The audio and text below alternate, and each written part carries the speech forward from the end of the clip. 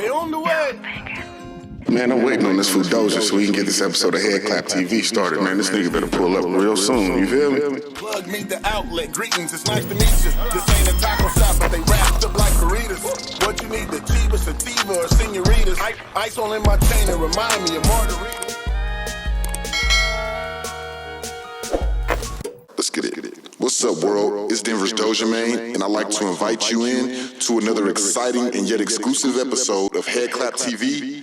Tonight, we're reporting live from Spanish Trails, Las Vegas, sitting down with the local legend himself, Yowda, and he got something he want to tell you. What's going on, Yowda? Man, what's up? What's going on with y'all, man? How you doing? Man, we good, man. Look, bro, thank you for inviting me to your spot. Thank you for having me come through, you know what I'm saying, and bless the scene and being a part of the movement. We want to get to know you, bro. You know, introduce yourself to the world, basically, for those who might not quite know who Yowda really is. Yowda Ray, you feel me? King Yowda, they call me Las Vegas' finest, you know what I'm saying? One of the hardest ones on the West Coast when it comes to this lyricism and talking that talk that the D-boys like, you know what I'm saying? Man, y'all know what it is. You can find me on Amazon Prime, Tubi, iTunes, you know what I'm saying? Wherever you want to look at, you can find me, you feel me? So how long you been doing music and what got you started? Almost 10, probably about 8 years I've been doing music. I lost a bet with the homie, started rapping, and, you know, everything's God's plan, you know what I'm saying? The homie was supposed to buy a Lamborghini. I didn't think he was going to buy one, so he bet me if he bought a Lambo, then I'd make a mixtape. Because, you know, I used to freestyle and play around and rap, and then he pulled up in a Lambo talking about I had studio time. I made my first mixtape, and then it fell into the hands of Rick Ross, and then everything else has been history, you know what I'm saying? Okay, so what year was it that you did your first mixtape, and how exactly what do you mean it fell into Rick Ross' hands? Like, he heard it through the grapevine? Did it get some radio play in another city? Like, kind of explain that, when it happened and how it happened. This is like 2015. It fell in the hands of Rick. He was in the car with the same homie I made the bet with. And he, you know, they was going somewhere. Security got in the car, was like, man, don't play nothing else with Rick Ross. My homeboy put my shit on. And, you know, when he heard it, you know, the security was like, hey, man, you gotta stop playing that. My homie was like, man, I ain't no Uber driver, nigga. Y'all can get out my car, you know what I'm saying? And Ross was like, man, let me hear that. I like that shit. So that's how it happened. Well, shit, man, I know you paying homage to the homie, because shit, that's luck. If the draw, in some sense, you know what I'm saying, the right place at the right time. Mm-hmm. So when Rick Ross got a hold of the mixtape, did he give you a call or kind of what transpired from that moment? The homie called me and was like, man, Ross, when I talk to you, he listened to your music. I was in Atlanta on some whole other shit, so I was like, man, quit playing with me. I hung up on the nigga. The nigga called me back, was like, bro, I swear Ross right here. I hung up on the nigga again, was like, man, quit playing, man. I'm out here trying to get some money. And then Ross came back to the city after that. You know what I'm saying? Me and the homie went back and forth for a while because he was like, you tripping. And then he had got on the radio and was like, man, who's this cat Yowda? So my phone started blowing up, and then I met up with him at the Palms. That's hard, bro. So you get recognized by Rick Ross. He invites you out to come, have a discussion, listening session. How did that meeting go? Just went up there. He told me he was fucking with my music. Asked me if I wanted to do a song. I said, yeah. He told me to come out to Miami, and then, like, our friendship just went from there, you know what I'm saying? Man, that's dope. That's dope. So, okay, Rick Ross found your mixtape, invited you out, and so did y'all sign some contracts at that point, or was there some kind of distribution deal discussed, or what was the next step from that point? Nah, no contracts at that point. I had already had my own distribution. It was already set up on my own doing what I was doing, so before I even dropped my tape, I had my business part of the aspect put up, which a lot of people need to understand. That's how the business works, you know what I'm saying? So as far as my publishing and everything like that was already set up when I dropped my first tape. So wasn't that we built a friendship and a bond, and then later on came like the business. I get it. So you basically had structure around your career, and you had crossed the right T's and dotted the right I's to where when you dropped that mixtape, nothing went left. You know, no stone went left unturned, so to speak. Like you were official at that point. The mixtape had all the qualifications and certifications it needed to be streamed nationwide. And so did you have any particular songs that you would say really took you over the top or really helped push the mixtape and open up the ears? Like, what was there, a song or a few songs that might have caught Rick Ross and that the rest of the world gravitated to? One song was like D-Boy Deluxe, but after that, you know, I dropped like six 6 albums in 1 year, man. So it was just the push all the way together. I can't name. Everybody got their favorite songs from like them couple years I first started. You know what I'm saying? So it was really just a push, though. What made you not sign to Maybach Music, or was that ever an option? I'm going through them through management. So we did end up signing, but it just didn't have it right out the gate. So what does a management deal consist of? I still control everything I do. So you like it's just like having a manager, you know what I'm saying? It's the same thing. It's like if you got somebody that's managing you, you know what I'm saying? You still do whatever you want to do. They don't make money unless you make money type shit, you know what I'm saying? Not like they just eat off you like a label does. So did you feel like that approach was easier in a sense, like instead of, getting signed and going kind of the... No, but I had my own... more independent is what I meant. Well, I had my own finances, so it wasn't a reason for me to go with a major. You know what I'm saying? So then, and he explained that to me also, you know what I'm saying? So because I was financially stable, it wasn't needing labels is good for everybody in different ways. If you're not financially stable, signing to a label is the best thing you can do. If you are, then you don't need to, you know what I'm saying? Is that because the label hands you like the 360 deals? It's not even a 360 deal, they just help you out with money. If you ain't got no money, to push your product, then you don't need a loan. You know what I'm saying? It's just like anything. It's just like selling dope on the street. If you ain't got the money to buy a brick, somebody got to front you a brick, and you got to pay it back, and then you build your own. You know what I'm saying? It's just the same D-boy mentality. You just got to use it in the business. Absolutely. As they say, the rap game is like the dope game. Is that kind of what we're hearing right now? Man, I feel like it's just business is business, no matter if it's dope, weed, rap, singing, art. Well, you're selling the product. Yeah, that's what I'm saying. Everything, business. It ain't one business you got that you don't sell something. You know what I'm saying? And so, when it comes to the product that you're selling in this day and age, do you feel like it's more important to have status or skill? You talking about like now or when I first started? From when you first started to now. I ain't gonna lie, I get a lot of money off features. The way the music industry is, I feel like the status. But there's so many different genres of rap right now, you know what I'm saying? So it's kind of like everybody can eat. Somebody who can rap can eat. Somebody who just on some can't really rap well, make a song, you know what I'm saying? Like backpack rap, gangster rap, you know what I'm saying? Conscious rap. So I think it's money for everybody, but I definitely feel like the fame helps out a lot right now, more than the talent. Here in Las Vegas, like Denver, there aren't a lot of artists who broke major. What's it been like being a rapper out of Las Vegas and trying to make yourself a big name on a national stage? I feel like the grind is a lot harder. You got to be on your grind a little more. Coming out of LA or the Bay or New York, Miami, big cities, there's a lot of support because there's a lot of neighboring cities around there that you can really, for me, I gotta travel 4 hours to do something. I gotta travel to LA, I gotta travel to Phoenix, you know what I'm saying? I gotta do stuff like that. If I was in LA, I gotta travel 30 minutes to this city, 30 minutes to that city. Same with like New York, Atlanta, you know what I'm saying? Stuff like that. So it's a little more of a grind, but if you want something, you go get it, you know what I'm saying? And so when you did your first show, let's date back to when would you say you did your first show? I don't remember the date, but my very first show was in Stockton, California. And what was it like? Was the crowd? Man, we got the thumping in that motherfucker. Yeah, we got the thumping in there. So, but it was straight though. It was an eye opener. You know what I'm saying? But it kind of opened my eyes to I went up there. We was 25 deep. A lot of the homies came, just to bang and to get into some trouble. You know what I'm saying? Even though they came to support, it was like it taught me a lesson. Like I don't need to come that deep. I need to come with the necessity of people, you know what I'm saying? Like a cameraman, maybe 2 niggas with for bodyguards or whatever, and my DJ, you know what I'm saying? Like 4 or 5 people, that's all I need instead of coming so deep like that, But you notice that most rappers, when they start off, they hit their shows 10, 20 deep, and then once they get their career started or whatever, and they get to really popping, it go down to like 5, you know what I'm saying? Yeah, it kind of remind me of 50 Cent. He was saying how he had to cut a lot of people off because there was times where he would go to shows and his guys would get into it with other rappers' guys, and it became too much of a distraction. Yeah, it is. It's not good for business. You know what I'm saying? And it'll keep you from getting booked other places.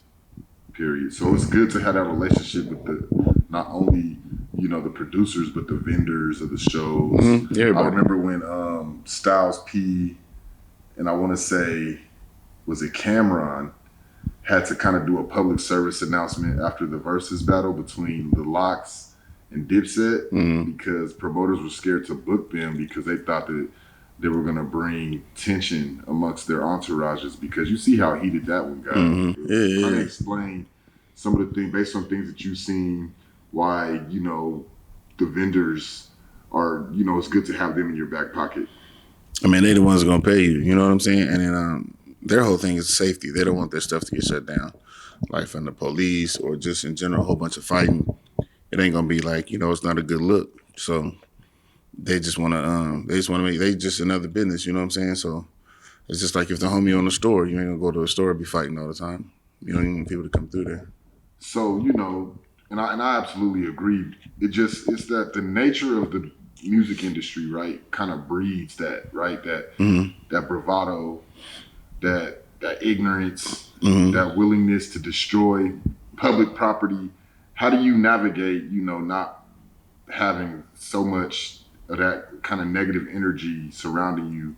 It's just the respect, bro. Like I've never had an incident at none of my shows, like locally. You know what I'm saying? So, and it's because people show up here and they respect. You're like, be like, man, if they see somebody they want to get on, you know what I'm saying? They'll be like, man, we ain't gonna fuck up your out shit, but if we catch them somewhere else, you know what I'm saying? This is it. So it's just a level of respect and how you carry yourself. You know what I'm saying? I heard you say you get paid for features. Yeah. So my question is, how important is it that you network with other artists instead of only focusing on yourself as being a solo act in order to garner the respect to get those features? Well, I get the features because you know, my catalog content. You know what I'm saying? That's why, like, you know, if you can rap, you know what I'm saying, you're gonna get a lot of features. You know what I'm saying? People are like, oh, that fool got bars, you know what I'm saying? I fuck with him. Or if he's real popular, but networking is all part of networking can definitely hold you back if you don't do it properly. You know what I'm saying? Kind of explain that, because most people see networking as a go-to no matter what the situation is. If I shake enough hands and meet the right people, my brand will grow. No, you got to put in the work. I mean, I can know every rapper in the world. If I ain't got no product out, it don't matter. You know what I'm saying? And I think a lot of people get that confused. Like, a lot of people go to the parties, they know everybody, and they don't have no content. You know what I'm saying? A lot of reason people don't charge, like, higher rappers or more famous rappers never charge me for features because I put out so much work that they know it's going to get put out. Most of the time, rappers charge people for features because they know they're going to not put the music out. They ain't putting enough music out. They're not really on their hustle like that. If an artist sees you on your hustle, he's not going to charge you for a feature. So what you're saying is the work ethic is everything. Is the confidence booster. It's everything because, like, all right, if I'm in your city, like, every time somebody calls me and asks me for a feature, first thing I do is look them up. You know what I'm saying? I look them up. I go to their Spotify, I go to their Instagram, I go to their TikTok. I go through all that, and then I see what they're doing. If they're doing a certain amount of stuff where I'm going to benefit from the feature, then I won't charge them for it because I'm going to eat off it anyway because of my publishing. I'd say about 70% of the features I do, niggas never drop. So basically what you're saying is you kind of got to carry the weight when the feature's said and done. And if you do have to carry the weight with your publishing and your marketing, No. You have to compensate for the work that they're not putting in? Well, no. Okay, so if somebody gets a feature from me, it's their job to do whatever they're gonna do with the song. It's their song. If they put out a lot of music and they promote their stuff, I'm gonna end up eating anyway. If I do a song with a nigga and he never put it out, that was a waste of my time. So that's why I charge for features. It's like, okay, what you gonna do with the song? You know what I'm saying? Plus, I've been grinding all these years to put myself at a certain place, like lyrically. So you're also paying for that. You're not paying for my feature or me rapping right now. You're paying for all the years that I put into this because I put a lot of money into my career. You know what I'm saying? So that's what it's about. Have you had a feature blow up and you didn't expect it? Mine or just when I had a song with somebody else? I mean, I got lots of features with numbers, but like as far as the song I did with somebody else that did really good, nothing unexpected. Like I could tell if the song gonna do good by hearing it when I first hear it. So how important is it to garner that respect from the West Coast? Being that you're a Vegas rapper, right? Like, you know, if you can get LA a nod from LA, right? A lot of us are led to believe that that's kind of like, in a sense, the gateway to success. Well, majority if you can get my the West majority of Coast majority of my fan base is like out of LA. What is it? LA, the Bay Area, Seattle, and Portland, and Vegas. So most of my fan base is out of those areas. So I mean, it's just, I don't know. I wouldn't say it's like I jumped in thinking about it. It's just what happens. You know what I'm saying? Plus, I move around a lot in these cities. So Absolutely. So you put in the groundwork. You know, you go on state to state. Rick Ross obviously got management backing you. How important was it that management during those stages? management isn't like, bro. You got it. Oh yeah, explain it to me. Like, you got to work, bro. Like, it's nobody. It doesn't matter what nobody. You can have you can have fucking Jay-Z managing you. If you're not working, it don't matter. Like, the work is everything, and that's what people don't really understand. They think because they get with somebody that it gets easier. No, when you get with a management team or a manager or whatever, it gets harder. Yes, when you really got to work. And I think people think the opposite. Right, because management is only good as the artist they're managing, right? And vice versa. Mm-hmm. Do you feel like Vegas is gonna finally get recognized for the collective of talent that's coming out of the city? Yeah. I mean, we got a lot of artists coming, like Tay Bears, that's my partner, he coming out of here. We got man, I got my nigga Pop Out, one of the hardest rappers, I feel like, out of Vegas. 20G. Dizzy. I'm just speaking gangster music right now. I ain't really Dizzy already there. You know what I'm saying? But as far as that, you know what I mean? So does the city kind of, because I know in Denver, right? Like, we got Trev Rich and AP, and these Trev, artists, my partner. I fuck with Trev. period. Yeah, they've reached higher heights than can be compared on a local level, you know, in the city. And so in a sense, other artists kind of have expectation of those guys to put the city on the map and bring guys with them. Do you feel that same pressure out here in Vegas? No, because I don't feel like right now with the music industry, I don't even feel like it's about putting the city on the map no more. I mean, you got artists like, look at Trippie Redd, like, he's getting millions and billions of streams, and that fool's from a town in fucking Ohio that got 100 people. You know what I'm saying? Like, I think sometimes people focus stop focusing on the city and focus on your career, and everything else falls into place. But it didn't always used to be like that. It didn't. That's what I'm saying. That's what I'm saying. It didn't used to be like that. But this garner attention. Like, the rap game is totally different from 10 years ago. You know what I'm saying? To an extent, I still feel like where 100%. rappers are from gets them more attention. Like, if I'm listening to some music and the artist is from the West Coast, then I might be more apt to listening to it because I'm like, okay, they from the land. Or if they from New York, these kids don't feel like that. Vivio and them, but these kids don't feel like new that. Generation ain't really. If anything, whatever makes their head nod, and just, you know what I'm saying, it is what it is. Yeah, because honestly, I can't tell you where half these rappers is from. But I know, like, a lot of now they're doing drill music. Chances are they're from the kind of like New York and Chicago kind of mixed drill in. coming out the South. Name me one drill Southern. I mean, you can kind of call NBA young boy, and a lot of them Florida boys is doing Southern drill, I guess. But I wouldn't coin that. And I feel like if you're hearing drill, 9 times out of 10, it's coming out of New York or Chicago. Yeah, but them two different. One's West Coast. I mean, one's Midwest and one's East Coast. So. But that drill genre has now transcended. You got to figure then there's people like in Cleveland rapping. Then you got niggas in Tennessee rapping. Then you got, I just heard some little nigga from Arkansas. Yeah, you got Moneybag Yo, and you got. But no, I'm talking about as far as drill. I just heard some nigga out of Arkansas doing shit. Yeah, some nigga out of Arkansas. Some young nigga too. I just followed him on Instagram. I guess it's how we define drill, because in my mind, drill has become more than what it was when Chief Keef brought it to the world, right? Anything that speaks of gang violence, gun violence is now considered drill, even if it doesn't necessarily sound don't like. The only place that has a different sound right now, I feel like, is really West Coast music. That has their own significant sound? Them in Detroit, but I feel like Detroit kind of... It's starting to kind of fall into the... Well, it's kind of similar to the West Coast music, you know what I'm saying? It does, yeah. The artists in Detroit do kind of sound like artists from the Bay. Yeah, you know what I'm saying? So, other than that, though, everybody else is kind of like, you know, you really can't tell where somebody's from unless you look them up. You know what I'm saying? And now you got artists, so, I mean, like, what's his name? From Kentucky. The white boy? The white boy. Or ESTG. You got ESTG, you got the white boy, and you got another one. There's a few of them now. All right, let me ask you this though: where would you think ESTG was from if you didn't know he was from Kentucky? I wouldn't know. I mean, he don't sound like he from the South. He don't sound like he from Chicago. He don't sound like he from New York.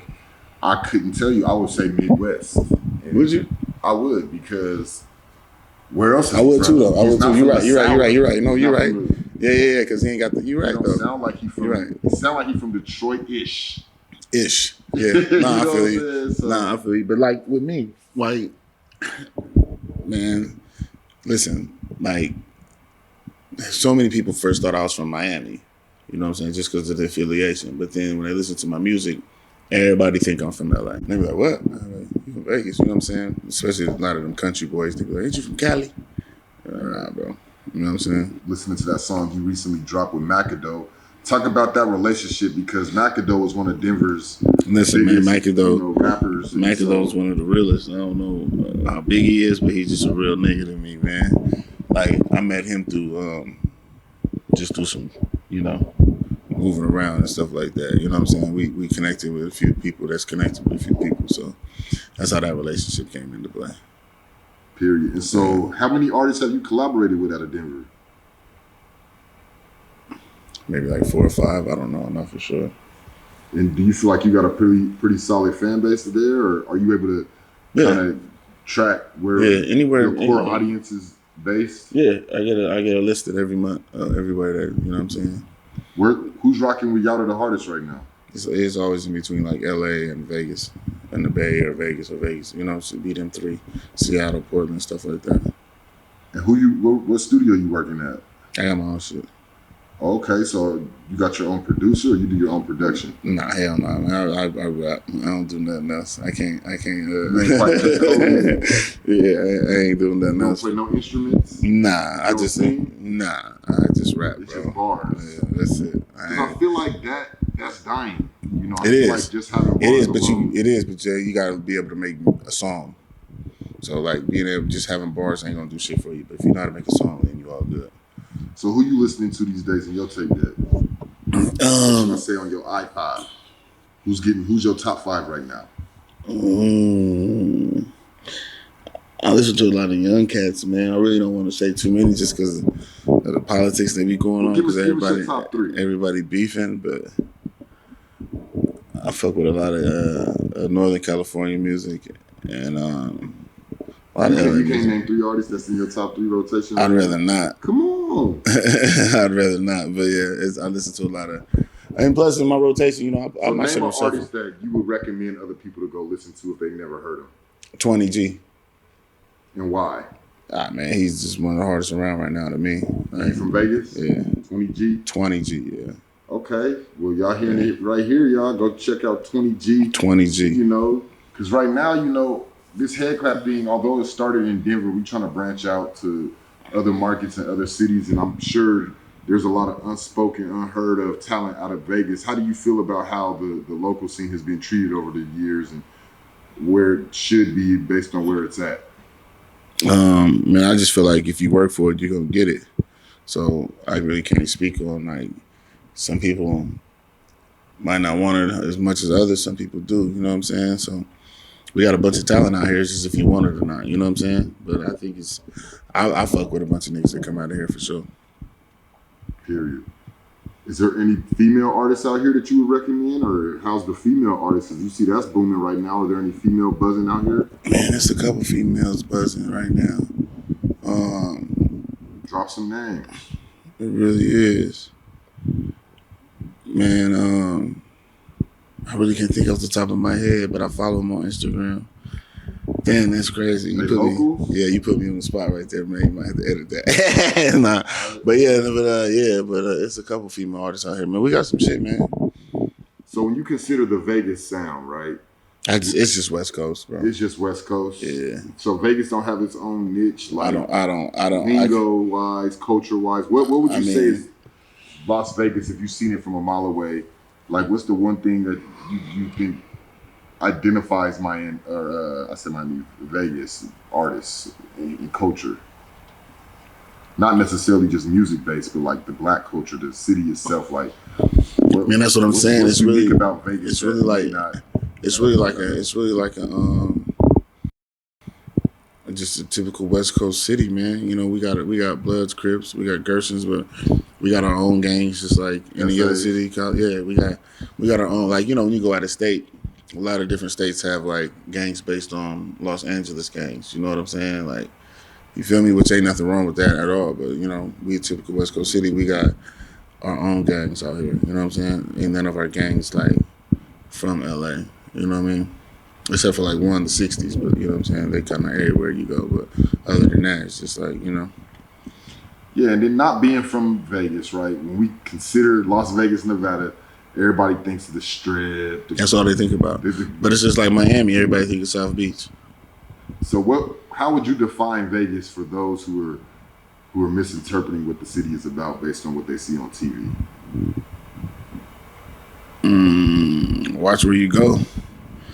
That's about it. I can't really, you know, it's just like any city. Like I said, how everybody think of Miami, the first thing you think about is South Beach. You don't really think about the Porky Beans, Opalaka, stuff like that. You know what I'm saying? Unless you really been just down there, Little Haiti, stuff like that. So it's just like any other city, man. You know, they got the tourist part. The tourist part just makes so much money, they're going to shadow everything else out. So if I'm driving through Vegas, where would you recommend eating spots? No goes, be careful, like talk about it. If I was had to tell you to go somewhere, I just wouldn't leave the Strip. I'd tell you to stay all the way up and down Las Vegas Boulevard. There ain't no reason for you to leave the Strip, man. If you're here to have a good time and party, you know what I'm saying? Just have a nice time, you know what I'm saying? Just stay on the Strip, don't go nowhere else. So being from Vegas, how do you perceive the Strip? I don't go. Why? I'm a local and ain't no reason to. Like, you know what I mean? I don't gamble because, you know, I know how these people pay their light bill around this motherfucker. You know what I'm saying? So, yeah, I don't know reason for me to go to the Strip unless I'm booked. Right, because, I mean, you got people coming from all over the world to be in Las Vegas, whereas the people who live in Vegas, they like, look. I mean, I grew up around it. I mean, you know, it ain't exciting to me because I see it every day and I grew up around it. I guess it's the same way with me being from Denver and consider the mountains. Everybody people see the mountains and they be like, bro, you don't snowboard? Like, look, bro. Man, I grew up in the town. That shit, I've been seeing the mountains my whole life. Yeah, it ain't shit. You know what I'm saying? Like, it ain't really, I feel you. All right, well, talk about what you got going on. You know, what's on the mound for you right now? A lot of music dropping. Like I said, checking me out on Amazon Prime, Tubi. Just type my name in, a bunch of stuff will pop up. I've been in the movies, series, stuff like that. A series just dropped called Street Legal I'm in. So you tapping into the acting lane. Yeah, I've been. Talk about that a little bit. What got you started with the acting? They just called me. I've been in about 8 movies so far. Man, obviously somebody like your acting skills. You talking about 8 movies? Yeah, it's been cool. Is preparing for a movie role any harder or less harder than preparing for a mixtape? Yeah. Listen, bro. I tell you this. I know why every rapper, when they get to acting, they don't go back to rapping. You know what I'm saying? Like, for real. Yeah. So, I mean, it's a real tedious process, but you know it's worth it, though. So are you doing it just because they calling you to do it, or do you actually have like a hidden passion in being an actor? I mean, I like doing it. So, and you know, anything that don't jeopardize my manhood to make some money legally, I'm with right now. You know what I'm saying? Message. Yeah. So how do you feel about the young generation right now and the music they're putting out? I know we kind of been in and out about it, but like how you seeing these artists, they dying left and right, which is something that we've all been used to in hip hop, but now you're starting to see where I talked to Scram in LA the other day. We were talking about how it feels like today's music is being driven by how women perceive what's hot and what's not, because that's what's been more popping and catchy these days. It's like these Pound Towns, Fuck Nigga Free, and these are what's becoming like the trendy songs, right? And where men have now, the roles have reversed, where we were making music that was degrading women for years, and now their music is kind of putting niggas on the back burner. Do you see that? And if so, how do you feel about it? Yeah, but I don't know. I ain't never really thought about it. I see it, but like, I don't know. I'm so much in my own lane and everything. You know, there ain't no speed bumps in my lane right now. You know what I'm saying? So I don't know. I mean, do you feel encouraged to work with women now that That's I mean, if a song presents itself and it's like, you know, supposed to do what it do, then I don't have a problem with that, bro. Like I never really like was like excuse me, never took too much thought into it for real. But I mean, if they getting money, they getting money, and as long as they getting money, you know, I'm gonna get money. I'm gonna worry about it when they stop printing it. You feel me? Hey, that's facts. That's facts. If it don't make money, it don't make sense. What would you say Yowda needs to get to that next level of where you're trying to go? Just keep doing what I'm doing. Yeah, I'm very satisfied with my progress and everything that's going on. So I just keep doing what I'm doing. You know, I stay real motivated. I ain't never had a problem with working or nothing like that. So just being consistent in what I'm doing right now. I seen a meme recently where Jim Jones stated, you know, the best remedy for not being motivated is consistency. Would you agree? Yeah. Lose motivation, stay consistent, and you'll get all the motivation you need, is basically what he said. Yeah. But, you know, my motivation just is there, bro. Like, I care more about the art than I do the money, so the money happens to come. You know what I'm saying? If you're passionate about something, you'll do it without getting paid. So if you're passionate about something and you work, I feel like you're gonna make money off it in general. You know what I'm saying? So that'd be the difference. And I'd be telling people sometimes, like, rappers be like, and I'd be like, dude, you want to rap, but is it your passion? Like, if 20 years from now, would you still go into a studio and make a song if you knew for sure you weren't gonna make no money off it? And if you tell me no, then this is not your passion, so find something else to do. You know what I'm saying? So if music is your passion or whatever your passion is, and if you put that much work into it, you're definitely gonna make some money off it. That's just how I feel.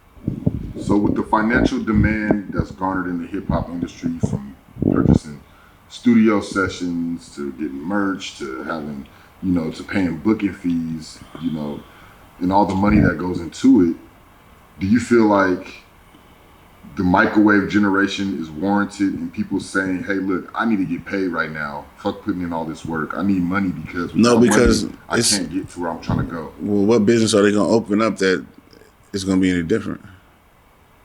There's not one business you're going to start that's going to be any different. You're going to have to put some money into something eventually if you want to be a business owner. You know what I'm saying? Unless you just get a regular job, but then you don't want to do whatever you was trying to pursue. You know what I'm saying? You need to figure out what your niche is or whatever you want to do, but there's no bid. It's just like college. You got to go through 4 years of college, and you might be eating noodles every day for 4 years. After that 4 years is up, you know, it's time to ball. And it's just like any other business. You don't have to put something into something. If you ain't ready to invest in yourself, then something's wrong with you. You know what I'm saying? So on one side of the coin, you know, we got what you just explained to be is hard work pays off. Mm-hmm. But on the other side of the coin, we have what has now become viral moments where people are doing anything and everything to but they don't last. Getting quick. It don't last. But it don't last. And in some cases, these people are becoming very famous and amassing a lot of wealth in the midst of doing this what I would call fuckery. I feel like they're just more famous, bro. A lot of these people ain't got as much money as people think. Like people coming out with these songs, boom, they What's hit. more important right now? Is it fame or attention? Because the more to views who? you get, the more money you make. No, that's not always true. I know some motherfuckers that's famous in hell, especially some bitches that's broke as fuck. You know what I'm saying? Mm-hmm. You know what I'm saying? The money is the most important thing when you're working, man. And that's the thing. Some people are trading in the money for attention and just barely getting by. Well, it just feels like with the social media era, everybody's chasing monetization, right? Mm-hmm. And so in order to become monetized, you have to garner that many views on a monthly basis. And so what are people doing to get those views? Everything under the sun, right?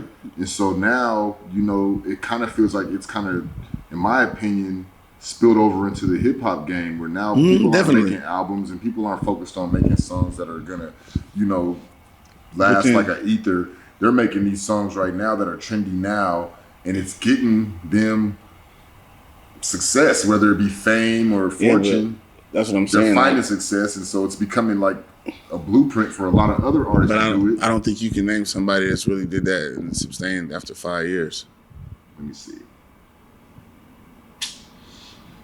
If I could think of a gimmicky rapper who sustained for over 5 years, The first one that comes to mind is Soulja Boy. I knew you was gonna say that. He kind of ushered in the. But look, internet, listen, I'm gonna tell you this. You can't like. He was social media before social media. Okay, right? but look He though, ushered it in. how many you if you go to a Soulja Boy concert, I bet you can sing like 4 songs. Yeah, he got at least 2 or 3 songs that I can. I say 4. At least the hook. Okay, at least the hook. Yeah. Now, anybody else, I don't think you could do that. And he's maintained though, bro. Like the nigga just had the nigga. Cardi B. She can rap. Now people are starting to say that, but at first they weren't. And honestly, she kind of to me came up. Okay, but listen, hip hop more than yeah. social media. But let's say back to Soulja Boy. Soulja Boy has had a hit every like 2 years, bro. He's really literally had a hit He keeps every. himself relevant. Okay, but now, who else? But you can't. Let's just say out of all the gimmicky rap, let's say it's 100. We can maybe name 4 or 5. Yeah. It seems like Lil Nas X is turning out to be a gimmick. You know, I ain't even heard nothing from him after. you ain't really heard nothing since then. And then all the backlash and all the publicity that his story got. But I feel like his caliber is who I'm speaking on. Like these No, I feel you, but internet then they don't. kind of guys. They don't who- last, bro. They really don't. Like Sexy Red right now with the Pound Town song. It'll be interesting to see how far her career goes. Because she even said it, like, we weren't trying to make that damn song a hit. We were just in the studio fucking around. But the insidious nature of the hip hop audience ate that song up, and now it's like one of the hottest songs in America. But now I'm seeing her get attention for things that are not music related. And that's kind of what it feels like the game is now. It's like Well, you gotta maybe Bad Barbie. Sometimes Bad Bunny. No, Bad Barbie. The Catch Me Outside girl. She's now like a established rapper. Bad Barbie. I ain't heard of from. Yeah, they call her Bad Barbie. She's an established rapper. And to me, that's the perfect example of what I'm kind of getting at is like this era, if you do something crazy and you get recognized for it, being vulgar or whatever the case may be, like your Cardi B's and stuff, you can somehow Cardi B can rap. transform that into a rap career. You can, Because when but you gotta- Cardi B first came out, I couldn't stand her ass on Love and Hip Hop, sticking her tongue out, being ratchet. And look at how she leveraged that into becoming one of the hottest female rappers. I feel you on that, but there's about 40 other bitches on Love and Hip Hop trying to do the same thing and it ain't worked. And that's what I mean though. Like So it's one out of 40. It don't work. It's basically what you're saying. it It's not a don't work. method that's proven to be successful. Well, Yowda, man, we went through the drill, you know what I'm saying? We discussed your origins in this rap industry, you know, your perception of the way the industry is operating today and how you've been able to stay consistent, and it's very impressive, you know, coming out of a small market like Vegas where not a lot of artists have broke national. You know, you've been able to maintain a good, solid rap career. It's paying off, and you're still motivated after all these years. What do you pay homage to the most in this? God. That's it, man. Just work hard and stay prayed up. You know what I'm saying? No matter what God you believe in, who you believe in, whatever, it's your higher energy, man. You know what I'm saying? Just work hard and stay true to it. And what's your advice to artists in a similar boat as you, coming up, trying to make a name for themselves? That was it. Work hard and stay prayed up. That's Well, there it, you have man. Yeah, work hard and stay prayed up, man. It's gonna work every time. Well, Yowda, man, I appreciate your time. Man, I appreciate you, man, coming through the tilt, man. You feel me? I had to come through, you know. I feel like I can't sit back and wait for it to come. You got to go get it sometimes. Yeah. So, you know, it was my pleasure being here. Shout out McAdoe for linking us up and making Ooh, sure that that's this situation took place tonight. You know, it's my first time dipping through Vegas, and I'm loving what I see. You know, I might have to come out here and really come rock with you for a couple days, show me around the city, show me the other side of Vegas that don't involve gambling and taking pictures with naked bitches. You know? For sure. That gets a little overrated after a while. So, you know, I want to make sure that the world can see the core of Vegas and not necessarily what they see on TV. And guys like you and Ty Bands is pushing, you know, a heavy line and showing the world what Vegas is about. Continue doing what you're doing. and you know the rest will take care of itself. You already know. So who you rocking here, bro? Man, you already know Head-Klap TV, man. Don't get your head. He baited me with a feature. She a dime cause she a stuffer. On Instagram she a diva. Man, that bitch a eater. She bring the pack, I'm a feeder. Handshakes and hands.